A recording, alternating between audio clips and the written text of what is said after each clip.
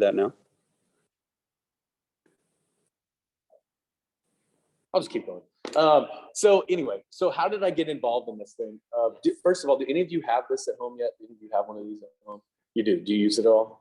You do. Okay, good. So some of this will be old hat, and then maybe some of it will be adding to your repertoire of what you do.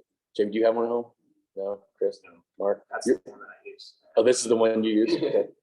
You have one at home? Getting one. Getting one. Perfect. Congratulations. It's like Christmas morning. No, it shows up. I will tell you the reason these were on back order for a long time, the 300. And I had heard, I don't know if this is true or not, that the plant in Japan that made the chips that go inside caught fire. And so they didn't have the chips to go in them. So that's why they were on back order for a long, long time. It was something really silly, actually, the reason why they were all on back order. But if you have one or you're getting one, I mean, this is fantastic. It is the greatest resource I have that has revolutionized the way that I teach, I will tell you. My graduate degrees at Michigan and Northwestern did not teach us how to do the Harmony Director. They taught us a lot of things, but this was not it. And so when I left Northwestern, I went back to Texas to teach at UTA. A good friend of mine, I'm gonna tell you how I got into this. So I'm sorry, I'm just talking for a while, but a good friend, Rob Myers. Anybody know Rob Myers? He taught at Flower Mound High School for a long time. Big time. His wife is Amanda Drinkwater, who was at Marcus High School for a long time. They're like the greatest high school band director duo I've ever seen. I mean, they're just like, I don't know how they speak, because it's like they're so competitive. But if you go watch the old like 2003 YouTube video of the HD300, Rob is the big guy in the blue shirt with sweaty armpits, like sweating, talking about and I'm saying that because him and I are best friends and I can tease him. But he was the one who showed me how to use this. He's a good friend of mine, Michigan grad. Did you ever see the tuning CDs? Did you ever see the tuning CD? It was it's like literally a CD. You could put it in a CD player and it would play a fifth drone for like 48 seconds. Then you had to hit restart and you had to keep hitting it. Rob was the one that invented that while he was an undergrad at Michigan in like the mid 90s. And so he worked with Yamaha to start the Yamaha 200. And this was literally, I think like 20 years ago when it first came out. So Rob saw the marching band a couple of shows. And I was like, Rob, what do we do? Like, we need to get better. I don't know what the next step is. Tell us what we need to do. He goes, you need to use the Harmony Director. I go, Rob, I am scared of that. I don't want to mess with that. And I found a lot of people feel the same way. Like, they get it out of the box and they go, there's a lot of buttons. Do I need keyboard skills? I'm not a pianist. They get nervous and then they put it back in the box and like put it back off to the wall. They don't mess with it. And so what I did is I had Rob come out to marching band every day. And we plugged this into the pit speakers, actually. Like, we literally piped it straight in the pit speakers. We would just turn them around to face the winds, and we warmed up with it every day. And what I'm going to show you today is literally basically what he showed me 10 years ago when we first started doing this. And what I noticed was the ensemble transformed in a matter of 2 or 3 weeks. I mean, it was just significantly different in terms of our tonal center. We were eliminating white noise. We were eliminating fuzz. We could articulate better. We used less tongue. It was more toneful. All of the things that we're trying to teach on a daily basis, this helped with that. And what took years to make better, it was better in weeks. I mean, literally weeks, it could get better. And so we'll kind of talk about how we did that. But that's how I got into this. So whenever I do these clinics now, I would say I'm a disciple of Rob Myers, because Rob showed me how to do it. And I'm literally just disseminating that same information to the world, you know, because it helped me so much. Again, I'm going to ask you this question, but for me, intonation was always my weakest point on the podium. I don't know what yours is, but that was mine. Does anybody feel great about intonation? Like, I've never felt good about it. I hate recordings of our ensembles. Like, it sounds great in front of me, and I listen to it, and it sucks. I know, but that's great though, because you're like, man, we got a lot of work to do. We can get better, you know? And, but intonation was always the thing I would listen to my recordings and go, man, I feel good about our rhythm, our balance, our musicianship, all of those things. But intonation was always the one that I look back at and like, how do we get better at this? Without me having to individually go to every single student and adjust everything all the time, there has to be a way to make this better, right? And some of you have been teaching longer than I have, right? And so you developed your own methods to do this and how to encourage your students to listen, right? I always say God gave us 2 ears and 1 mouth, so we should listen twice as hard as we speak, you know? And so, but you sit there and you tell a student that, and they're like, well, what do I listen for? Like, how do I listen? What am I supposed to be doing? And it's hard. What's great about this is it shows us how to listen to waves and how to hear sound waves. When I was growing up, remember our band director, Randy Countryman, Larry Ward, used to go, eliminate the waves. We're like, I don't know what those are. Like, just eliminate the waves. We want the waves to go away. I'm like, well, I know what they look like, you know, but I don't know what they sound like. And now when you hear this, you can actually hear what a wave sounds like and how to make them go away. So I'm going to demonstrate that real quick. I'm just going to do, this is in C major, and this is going to be really loud, so I apologize. So we're going to listen to this for a second. We're going to get our ears sort of tuned in to what waves sound like. Does anybody hear any waves in this sound so far? I'm going to take the waves out.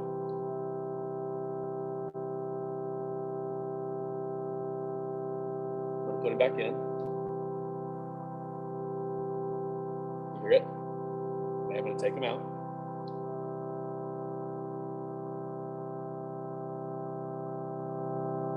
Put them back in. Probably really starting to hear. Let's do it one more time. Take them out.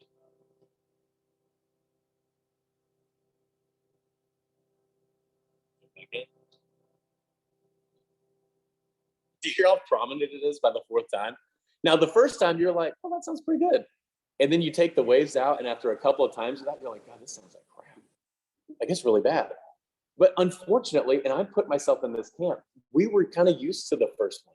We get kind of used to hearing that. We're sort of like, that's good for us. Like, we feel good about that. But then you take the waves out, you're like, oh, that sounds real good. You know, and then you go back and you're like, I don't ever want it to sound like that ever again. Does that make sense? You know, and so when your students start to hear that, I think that's when this really starts to transform their listening ability, right? Is when they can hear the waves. Now, the one thing I will tell you on this particular model, you can't demonstrate the waves as easily as you could on the 200. So I usually still use the 200 sometimes when I demonstrate, because I can change the pitches, and you can't do that as much on this one. They kind of took that function out a little bit, but all it was doing was going between equal and pure. That was it. Just go back and forth, equal temperament to pure temperament, which we know what that is from our Baroque music classes, right? So going back and forth and adjusting those pitches, because when we want to adjust, the first two notes that we want to tell our students to adjust are which ones? Do you know? Third and the fifth, right? And the third does what?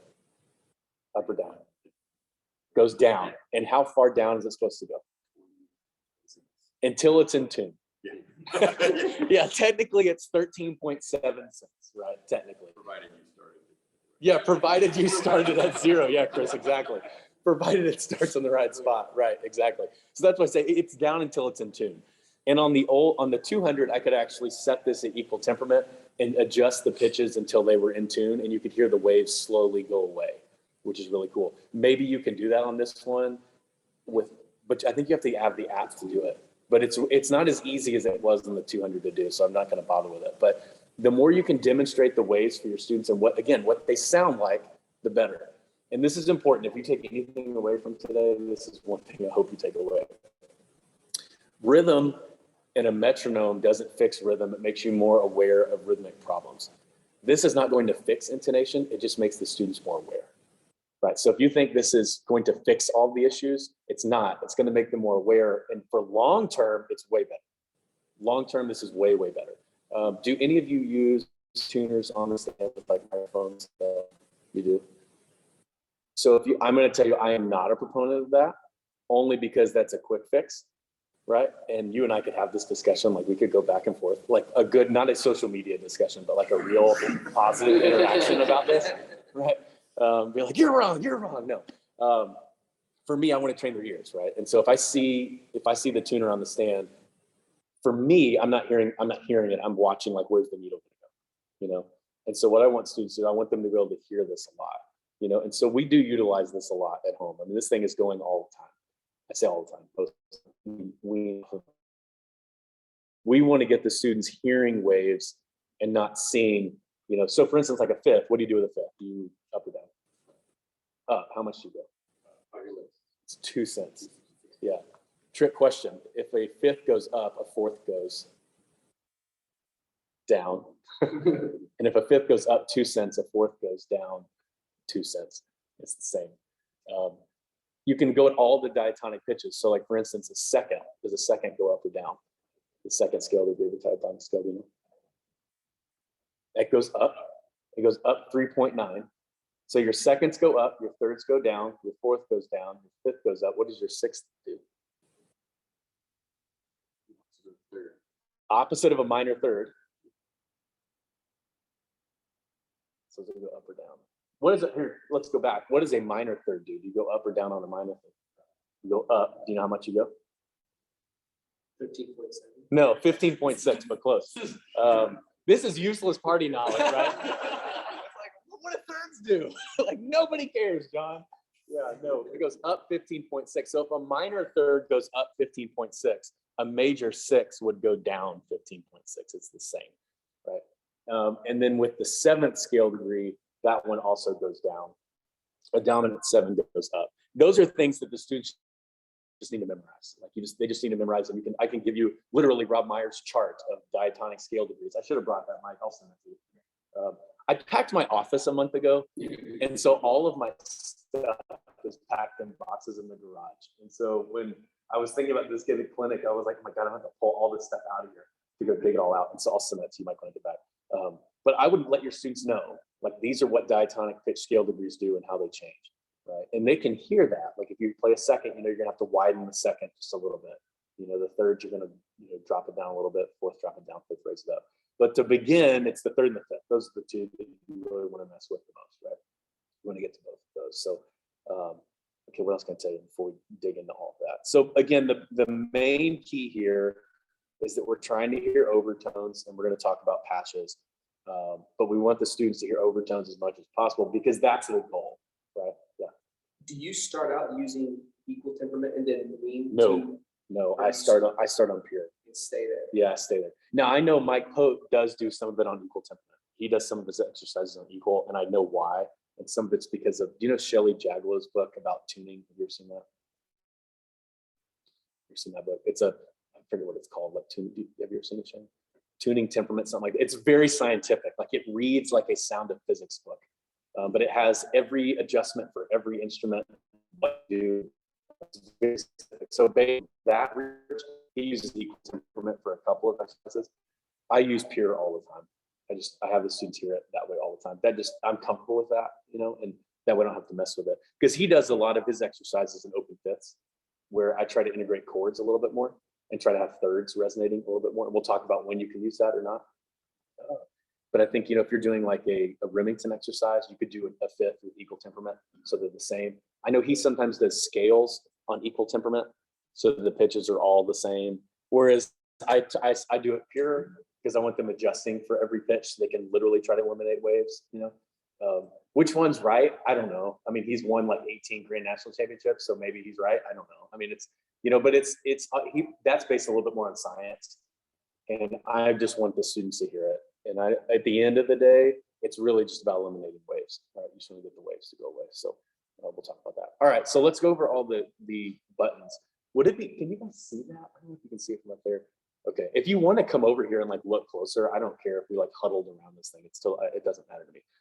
So I'm just going to go through all the buttons. So the main volume knob over here, this is going to get real loud because we have this thing cranked up.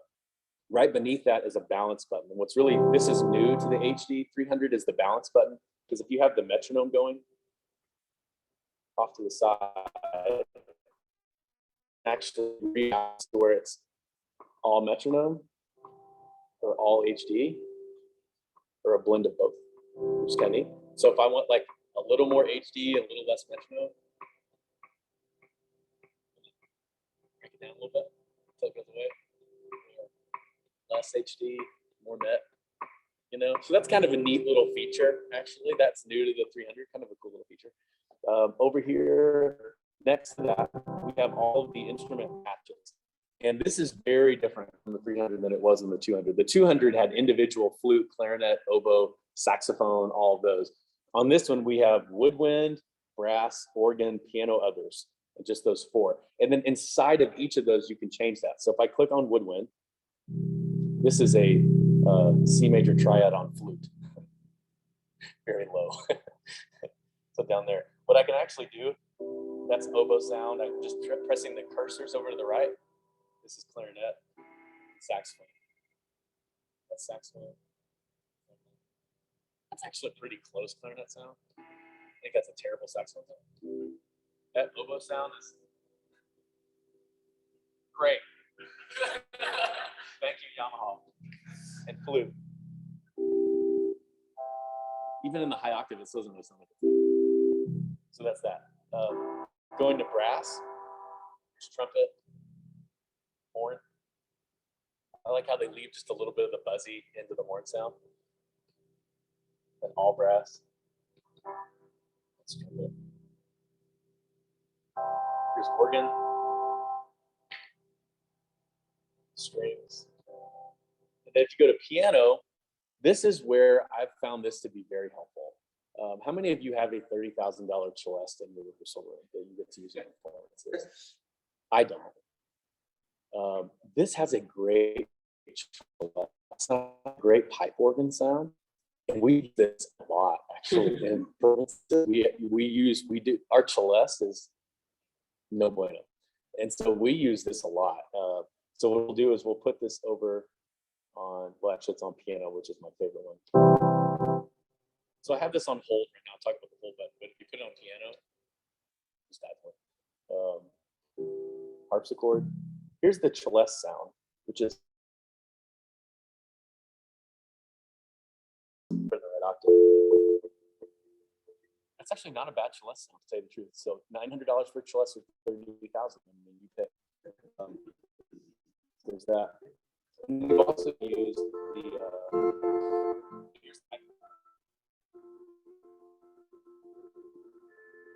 and if you change it to pure, it'll let you do pure on the pipe organ. Because of the pipe organ, right? Waves in the pipe organ. You hear it? Isn't that funny? It's that by the time you leave, waves should drive you crazy. Like, it's just gonna drive you crazy. This is why I don't listen to radio in the car anymore, because it just drives me so mad. I'm like, it's all out of tune, and unless it's, you know, JoJo Siwa on the auto tune it all or something. So there's pipe organ. So there's a bunch of different sounds in there is the point that you could go through. But we've used the pipe organ a couple of times actually, and we've used the celeste a lot. Actually, we use the celeste a lot. So I wanted to point those out because those are really good sounds. Now let's talk about why you should use one over the other. I'm going to go to just, here's one note on the organ. Hopefully you'll be able to hear this. I'm going to switch this to the brass patch.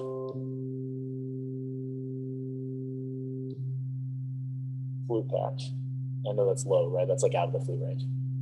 Now, as we go back to the organ patches, what you listen for is the overtones that are created just in the patch itself.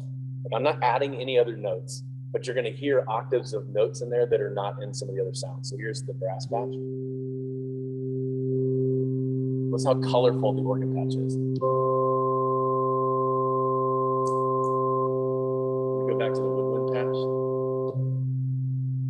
You hear that low fundamental, right? I'm going to go to the organ patch. So you sound brighter, right? That's because you're getting more overtones, higher overtones. And I'll do it one more time so you hear it. Here's flute. So you're just hearing a fundamental. That's all you hear down there. Actually, I hear one pitch like really, really high. But if you catch it, like it's like super way up there.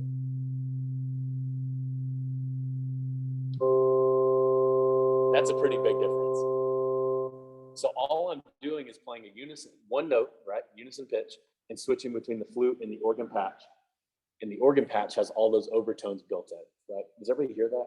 I don't want to go too fast, like if you want to go back and hear it again. So why would we do that? If the goal was to create overtones in the sound, the organ patch is the only one you should use. That's the trick. I would stay away from all the other sounds. Even if you're like, well, what if it's clarinet class, you know, 6th grade, maybe you start in 6th grade, 5th grade, 7th grade, whatever it is. Beginning clarinet class. I'm going to use clarinet patch. I still would use the organ patch because you're trying to create overtones in the sound. And I know people that use the brass patch and the woodwind patch and do that, and it's all fine. You can do that. And for me, I want to create as many overtones in the sound as possible. So I'm going to use the organ patch all the time, whether I'm using one note, 2 notes, 3 notes, whatever it may be. Sound good? Okay, so let's keep going on this. So then right below that, we have the transpose buttons, which go C, B flat, E flat, F. So all of our normal transpositions. And what's nice about this is if you're like, gosh, I'm so tired of transposing saxophones all at the same time. It's great. I'm going to play an F major chord, right? And then you're like, hey, saxophones, can you tune that chord? And I just hit the E flat button and it transposes it for me. and I don't have to do anything. And now we're in saxophone land, you know, or like clarinet land, horn land, normal land. Right? Does that make sense? So it makes that super easy. So if you're doing let's say a horn sectional, put that in pure because that was starting to get annoying. Did you hear the difference? That was the equal. You're like, why? Get it out of there. So we're in horn sectional. Now all we can do is play what we see on the page, barring that it's a transposed score. Right? And the keyboard will make that into concert pitch for you to what they hear. And no longer you have to sit there transpose cheats, right? And so many scores now are coming out in C. The whole thing in C and they're long transposed. Also drives me a little crazy because I like seeing transposed scores. I don't know why. I like seeing the transposed score, but so that's really helpful. The transpose button. Right below that is the octave button, so you can just change octaves of sound easy. So this turns this from a 40 key keyboard to an 88 key keyboard just by the transpose button, which is really helpful. All right, everybody good? The most important button on here so far is the hold button, which is why this is going. I'm not having to do anything. If I take the hold off, it's not going to play, so I can click it and it's going to stop. If you push the hold button, it's green. Now I can walk away and this is all fine. And I can go, and again, I don't have to stay on my little perch, and I can walk around and go do stuff and mess with people, you know, fix some embouchures or something, which I'm sure you never have to do.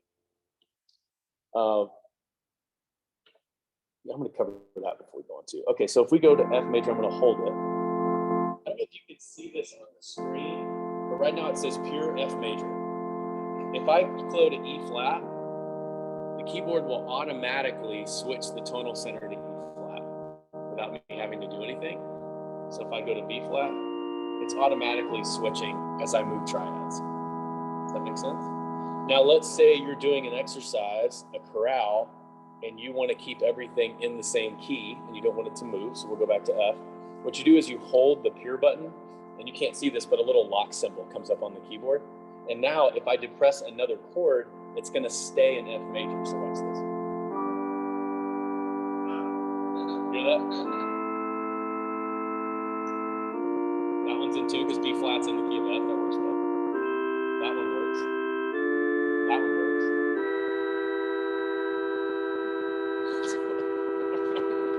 Go back. Right, so it'll hold it in that key, and then if you want to unlock it, you just hold the pure button, and then it unlocks it again. That way, if I change, now it goes straight to D minor. You push the pure button and you just hold it for like 2 seconds, and then you'll see this little master lock logo thing could pop up. So then whatever you were just playing stays there, and you can play anything else over the top of it, and it stays. Yeah. Well, it keeps it in the key center, so you hold it in F. Oh. Okay. So that's why some of those chords are out of tune, because like D minor or what was that? Well, one of them was E minor. That doesn't work in F major, right? They would have to adjust pitches for that. This proves one of the theories wrong that we had thought for a long time, is that if you are in F major and you play the notes exactly perfectly diatonically adjusted for F major, they're all in tune, and now they're not. Like, it doesn't work that way. Like, you have to change some of them. Some of them will have to change. So that's, again, the equal temperament, pure temperament argument, right? You can kind of go back and forth. And we're going to talk about droning over pieces later. So there's that. There's a whole recording feature on here. I'll be honest with you, I've never used it. So you'd have to go read the user manual on that one, because I don't use the recording feature on that. We record on our Zoom and play it back that way. You can also record tempo things in here on the next part, which is under beat tempo memory over here. And then the right side of the keyboard, it's still sort of when I can stop. Don't want to change the speed, just push us up and down arrows that way. Or I can spin this wheel, change that way, which is nice, right? Good tempo stuff for that. And off to the side, you have accents, quarter note, eighth note, triplet, 16. You can add in whatever subdivision you want. Very nice. So it's basically your little Dr. Beat over here to the side, right? Which is helpful. If you want to change out of just 1/4, you go hit the beat, it'll highlight on top, and so you can change. Now you're in 3, right? So it's your basic metronome feature over here, which is really helpful. Okay, so then the only other thing that you might want to play around with, well, two more things actually. If you hit settings, this is a little different on this one. You can adjust the standard pitch of the keyboard. Talking about 442 earlier, I can actually adjust the pitch of the keyboard. So if I go,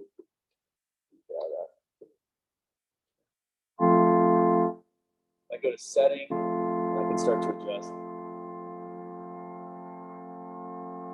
That's 450.3 for this.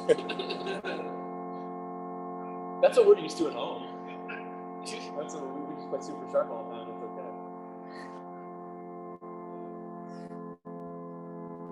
okay. Yeah, so you can adjust a lot. And you're probably thinking, when would you ever want to do that? The only time I would ever think that that might be helpful, honestly, like on drum corps and we were outside and the pitch was changing all the time, we would purposely tune flat or sharp depending on where we were and what we were doing. You know, I mean, I'll never forget like when the winds were going one way and the percussion were going another way in Southern California, and you're like, gosh, this is atrocious. So that would be a time I think that would become helpful. If you wanted to tune a little sharper, you wanted to tune a little flat, depending on, you know, the environment. So, but know that that's an option for you. The other cool thing about this, and I actually just downloaded this morning because I've never used this before. There is a Yamaha HD Assistant app that comes out, and it looks like this. And I just put this on here today. And I was trying to get it to load, but there was something about the synchronization that wasn't working. And so I kept messing. I told you I'm not a technology guy. So I messed with it forever. I was reading all the manuals, and that's why I texted Mike this morning. I go, Mike, do you use this? And he goes, I don't use the app. So he's like, I've never tried to hook it up. The nice thing about the app, though, I know people that do, is that you can Bluetooth it to the keyboard, and then you can go wherever you want in the room and adjust things instead of having to walk all the way back to the front to redo it. So that is very helpful. I would think that would actually be really, really helpful to do, which is something I would consider actually getting the app to work and making that work. But you go into settings, you can do the Bluetooth and add it. Do you use it at all? I don't. No. Yeah, I think it would be really helpful. And there's a lot of other features in the app that were not in there originally. So one of the things I mentioned earlier, gosh, sorry, 940? Yeah. Time flies, man. Really? Man. Okay. Sorry, I didn't realize we were going so long. Oh well. Where was I? Yeah, we were telling Yamaha about some of the things that this keyboard wasn't doing that the 200 was doing, and then they put that onto the app. And so some of that is on here. So some of that is helpful. That was my point of saying that some of that is on here that is helpful for you, is on that way. All right, sound good? Man, sorry, I didn't realize I was going so long. I'm just kind of like going through stuff here. All right, so why don't we play a little bit? Is that okay? Can we do some daily? Why don't you take 30 seconds and kind of get that thing warmed up, since it's, you know, really nice and warm in here. And we'll get going.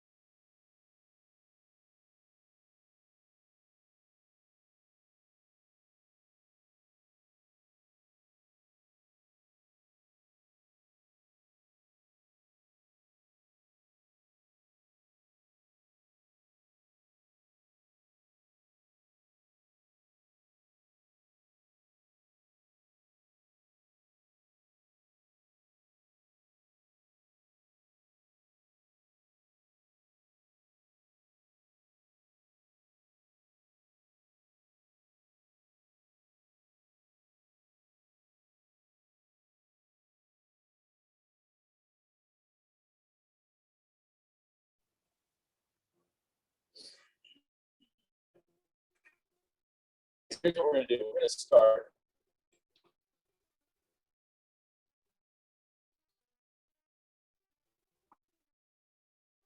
We'll do just a concert at it.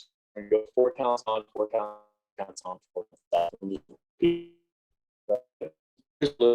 A clear front, a steady palm in the middle with a good pure resonance in the center, and then organize the back of the note to release right in the right spot. All right, everybody's on a concert F. Here we go. I want you to hear what the students are going to hear. 1, 2,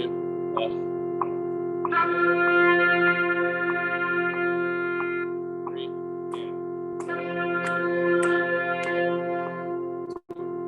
clear front.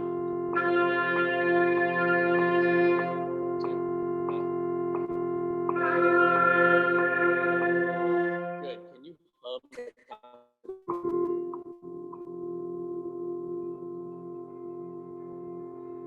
Okay, can you sing it?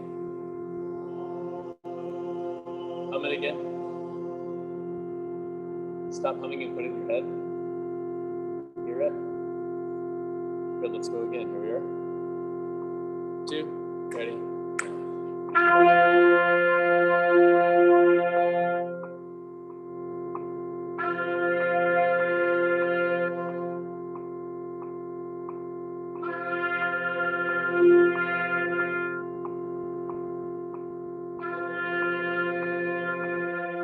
So the goal of doing this is a little simple concert F right to start. And by the way, I'm playing an F C F, so it's just open fifth. That's all you're hearing.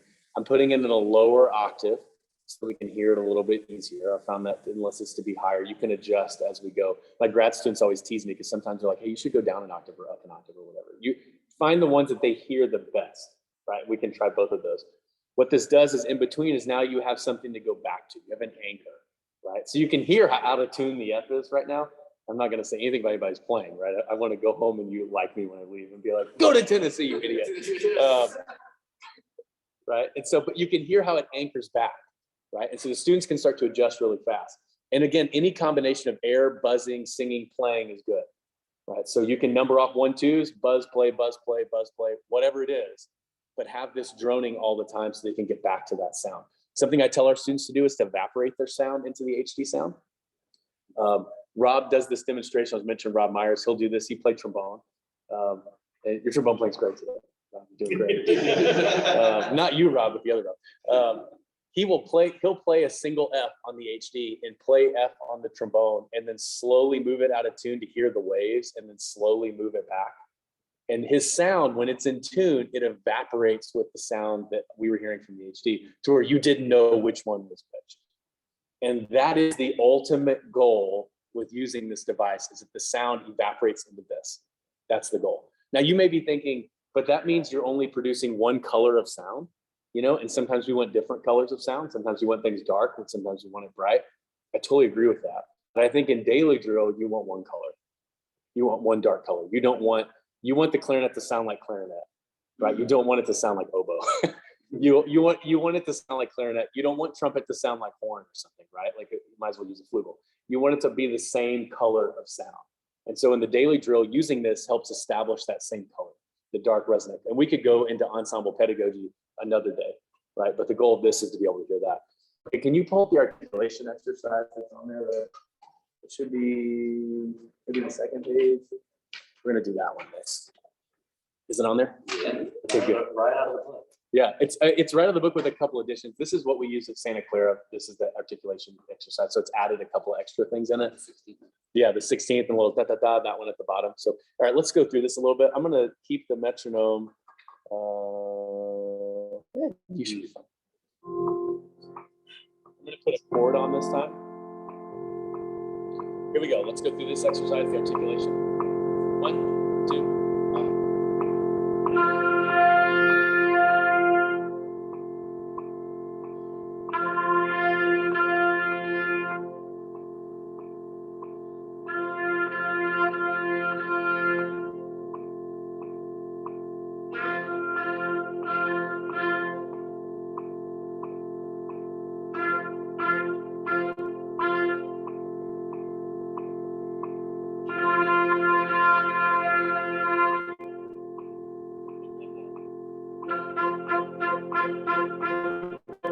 So we'd have to go back and define note lengths, right? So the legato with a dot is 75-25, a dot is 50-50 and all that. Like we go back and do all that later. But what do you think is the number one goal of having this droning over the top of you playing? Obviously, and this was when I will tell you when Rob first said, hey, use the HD when you do articulation. But how does that work? This is droning harmonic and we're talking about articulation. So how is this helpful when we talk about articulation? You still have the anchor. You have the anchor of the pitch, absolutely. Still want to play in tune. Still want to play in tune. Regardless of what you're playing. Yeah, what else? Not having the articulation affect the pitch. Boom, yeah, there's another really good one. What else? See, you're way smarter than I was. Anything else you can think of? Those are all great answers, right? I mean, it keeps the resonance in the articulation that sometimes we lose when we start to articulate, right? We articulate too hard. You probably tell your students use one taste bud to articulate. you know, not a billion. You have a billion on your tongue, you only need one to articulate. You know, this is a great exercise to utilize that with. And again, you can do this on air, you can do it on buzzing. You could do this articulation series on breathing tubes. We've done that before on resistance or open. There's so many different exercises, but regardless, you're keeping this going the whole time because it's referencing that pitch and getting it back where it should be. I was doing an F major chord on that with just a fifth at the bottom, just so you're aware of it. Go back. So I had it a fifth, and I just added an F major on top of that. That way. You could do straight open fifths if you wanted to. I've found that the faster and the more you can use triads, the better. That just keeps the sound more colorful, right? But the fifth is certainly acceptable. If you're like, I'm good with the fifth, I like the fifth, then stick with that. Like there's nothing wrong with that. That's a good one. It's a good one to go with. Okay, go back to the front page. We're going to do the flow studies real quick, just for something just a little bit different. And then I'll talk to you about how you can integrate this all in, and then I'll leave you some time for questions here at the end. Okay, so for somebody tell me, for flow studies, what chord should I use for this one? You look at it and you're like, I got to figure out what chord am I going to use? Because this is what you're going to do a lot. You're going to look at an exercise and go, okay, what should I use? Anybody else vote B flat?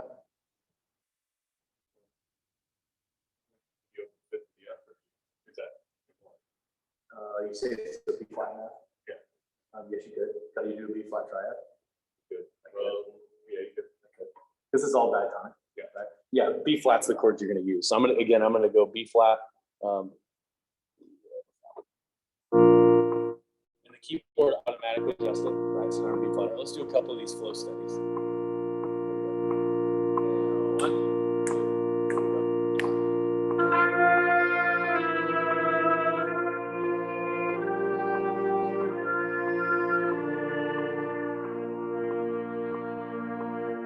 Good. Let's buzz this. Can we buzz it?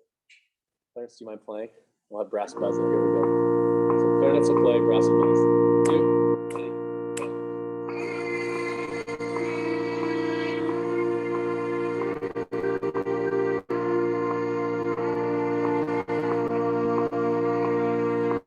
Good. Let's do that one more time. Still buzzing. Here we go. 2, same one, go.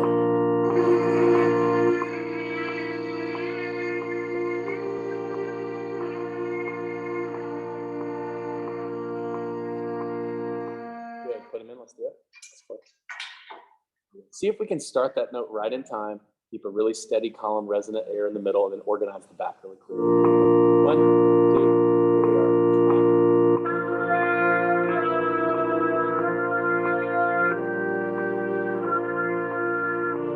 It's already better.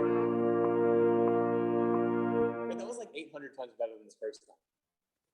And all we did was play it, buzz it twice, play it. So if that doesn't convince you why this is helpful, I don't know. I can't pay you any more money to do that, right? I mean, imagine how fast your students will get better just by doing that. And all you did was you just heard it. You just adjusted. You know, now you were doing some other things obviously too, but the fact that you could hear the pitches, the first time we did it, you heard how out of tune it was. I mean, that second pitch was atrocious. And then the one we just did at that time was really quite beautiful. And the white noise and the distortion was already going away too. You know, we talk about that, hopefully you talk about that at home, right? The distortion, especially in brass sound, right? The fuzziness in the brass sound you want to get to go away. That was eliminated on the second round of that. Did you hear it? So, I mean, that's pretty cool, right? Does anybody have questions so far? Why? Say again? Why did the distortion go away just by hearing it? That's I don't know. I don't know. I think it's because you start to focus more on tone, which should be number one all the time anyway. You know, and so you think open oral cavity and just think, you know, better quality of sound instead of letting the instrument inhibit what you can play, you know, and so then it just comes out more clear. But, you know, do you know Jason Hausbach, our trombone teacher at MSU? If you ever need someone to come work with trombones, like Jason's the guy to do it. His trombones are insane. Like they are absolutely insane. This year I programmed everything that had great trombone because his trombones, they're amazing. They win all these national competitions. Like it's incredible. He's really, if you need someone to come do brass or trombone, call Jason, have him come do it. Jason does not teach buzzing because he went to UNT, and down at UNT, he's like the last studio that does not do buzzing. Or if you're in a certain part of Texas, lip vibration is what they call it. You'll get really in trouble if you come from my part of the woods and you say buzzing. It's lip vibration. And so, but I have students buzz all the time. And the reason I do that is because of what we just demonstrated, right? It helps. Like using the HD with the buzzing instantly changes the color of the sound. And so that always solves that for me. Probably does more for your hair. It does a lot. Yeah. I mean, the argument against buzzing is that the buzz is not what produces the sound. And so Jason and I talked about that a lot. But I will tell you, Gail Williams, who teaches, well, she just retired from teaching horn at Northwestern when I was there. She was a pretty decent horn player. I say decent, played in the Chicago Symphony for 20 years, right? Like she's pretty good. She would always say buzz all the time. And she would have the students buzz all the time because if you can buzz it, you can play it, you know, and there's some ranges that are difficult, right? Some trumpet ranges when they get up high, impossible. Some tuba ranges down low. You just can't hold that long, you know, but good buzzing is going to be helpful. And buzzing with this is really, really helpful too. That's going to be pretty cool. I think that when folks are buzzing, that they're hearing the intervals of the fundamental instead of the intervals between the notes they're playing. Oh, absolutely. That's Yeah, because and you could tell when they were doing that, they were adjusting based on the fundamental. like the brain just switched Yeah, over. it just switches over and you can hear it. And again, it's not going to fix intonation. It just makes everybody more aware, right? You just become more aware of how to do it. Okay. All right, let's do the chorale real quick before we have to wrap it up.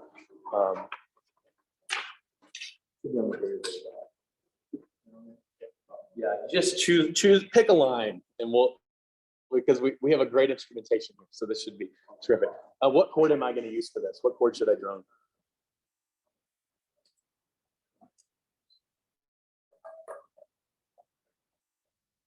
What chord should we drone? What do you think? Take a guess. Let's go F. Let's try F and see what happens. We're going to keep the metronome on. 1, 2, here we are. Go.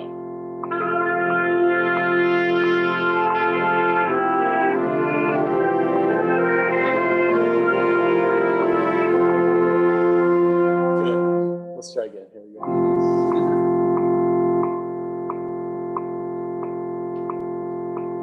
I'll slow it down a little bit. I'll tell you why I do this with the metronome in a second. Here we go. 2, ready, go.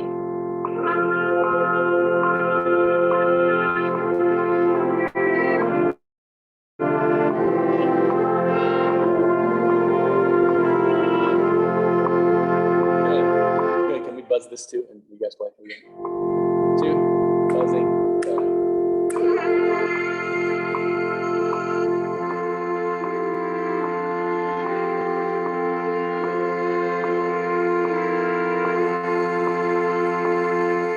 Good, let's play it. Here we go. 2, ready. Good.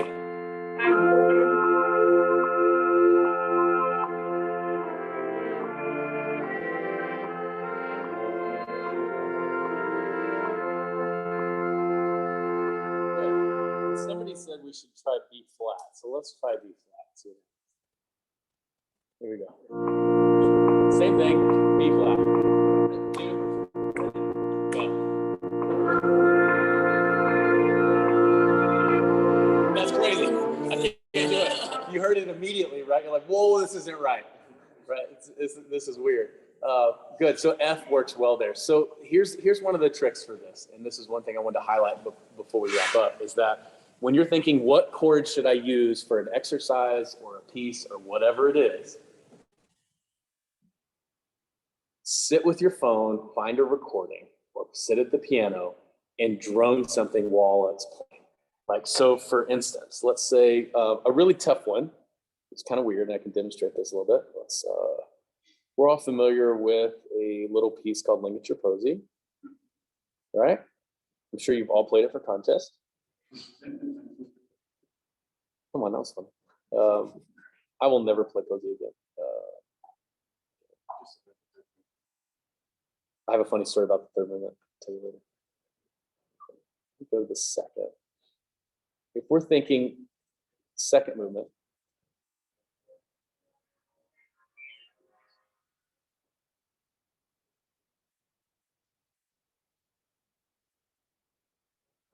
you can't plug this in,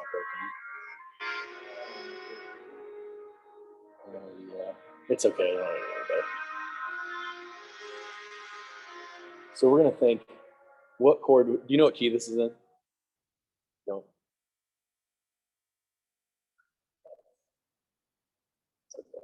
No, it's too far. Yeah, so we're in D flat. The problem is that Posey's music is modal, right? So the reason I'm using this example on purpose is this proves it. Bach is easy. Like if you play something Bach, you're like, you can pretty much figure it out. Some of the chords in Bach aren't going to fit diatonically because he uses some really cool stuff. Don't worry about that. Leave the harmony director going the whole time. Let it get really crunchy, like super, super crunchy. I'll demonstrate that in a second because it'll always come back, right? I know you guys kind of have a Major League Baseball team up here. I mean, sort of. But in other, Yeah, the Monarchs. but think about pitch this way. Like in baseball, the goal is to go from first to second to third to back home. And oftentimes when we go to pitch, we start in tonic, we go to a fun chord, go as far away to some other kind of fun chord, and start moving back to home. But sometimes when we get back to home, we're like running to the dugout because home is no longer where home used to be, right? This helps us get back to home. So in something like Bach, let it go as far out as it can and just leave this going because eventually it will come back, right? And then you can get them back to it. Does that make sense? All right. So if you're like me, like you want to run to the same place.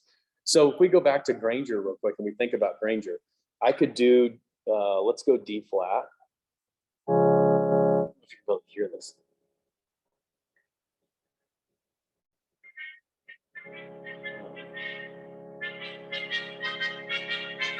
I'm gonna start there.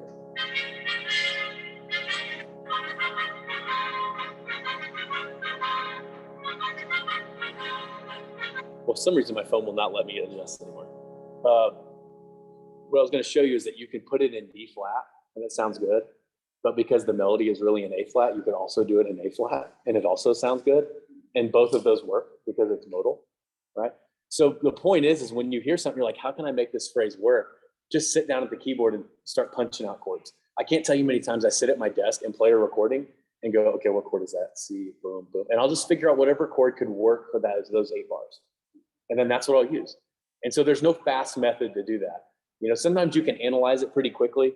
You know, it's really, I hate to say it, it's really easy with like grade 1, 2, 3 music. Sometimes you can kind of do that on the podium.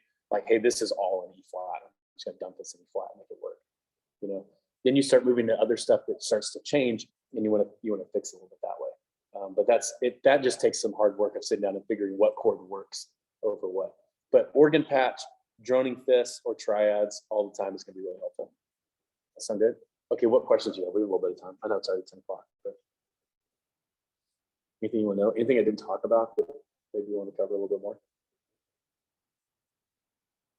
Anything? I just asked on Zoom people to rate any responses there. Yeah. I kind of blew through some of that towards the end, so I apologize. But So is there anything on the handout? You have the handout up I there. do, yeah. So Mike Pote, not Mike Steffen, he's not that nice. Mike Pote was really nice about sending me this morning. This was like his approach to the HD. Him and I were talking this morning and he was like, hey, I'll just send you my little handout and you can send it over. And this has some of the stuff on here.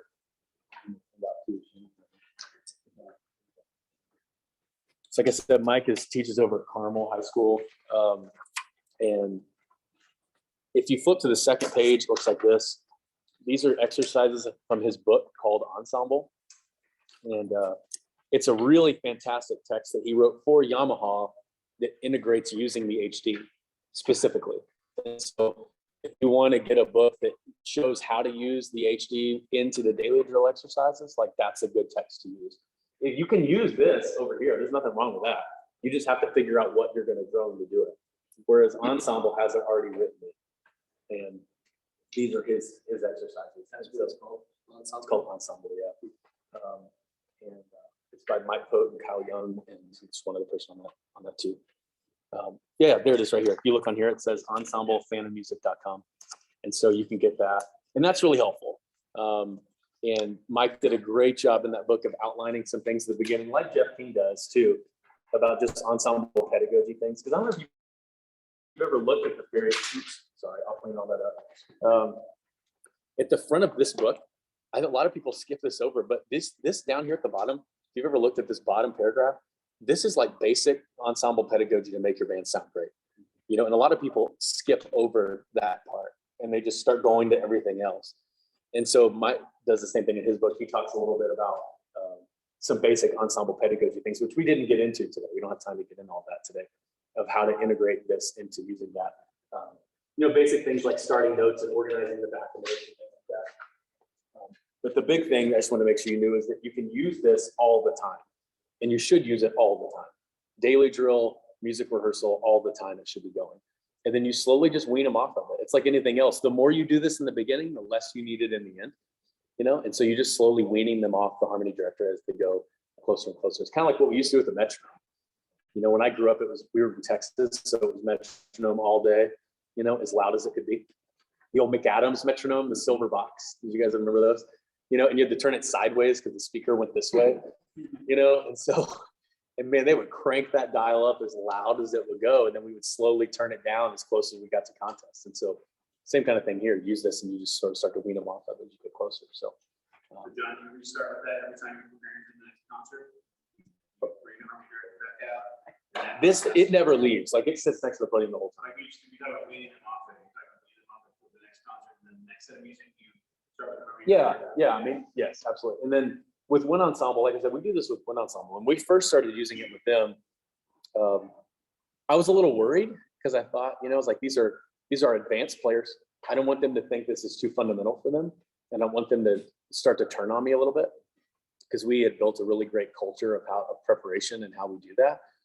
And one of the things I realized though was that some of our best players who would audition into Wind Ensemble their freshman year did not get the daily drill routine that I did with the Wind Symphony, our second group. So they would graduate as music ed students and have no idea how to teach daily drill, which I think is the most important component that we should teach students before they graduate. And I mean, no one taught it to me, and I had to learn daily drill, like watching other people do it, you know? And so I decided with Wind Ensemble last fall, this is how we're gonna get better. We're gonna start doing daily drill with them. And they bought into it. The first time we did a concert F with this, it was awful. And Michael Size, first year trombone, he's amazing. He came up to me, he's like, I get it. I see why we're doing daily drill. He was like, I get it. He was like, this is really bad. And so, you know, but he's like, he can play anything he wants on trombone. But when everyone heard that first concert F, they're like, oh, I see why we're going to do. And we use that horizontal page. That's the foundation of our daily drill exercises. And we just do all kinds of variations of that. But even convincing, my point is convincing even those players, it was easy.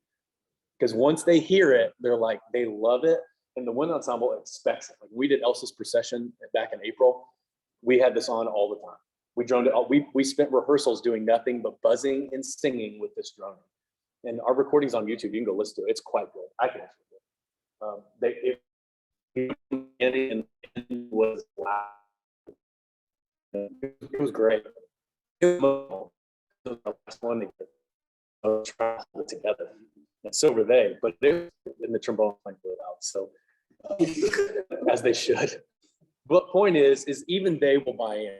So anyone that hears this or uses it, they'll buy in instantly. I would encourage you to not be scared about just starting this from the get-go, even if you're not comfortable with keyboard. You know, you don't have to be a concert pianist when the Van Cliburn to use the HD. You just have to be able to have some sort of keyboard skill. You know, like I can play a chord. That's all you have to be able to do. You know, the awkward part about using this in rehearsal, honestly, is that you are teaching here and then you have to turn here. And the first couple of times you do that, it's going to feel funny.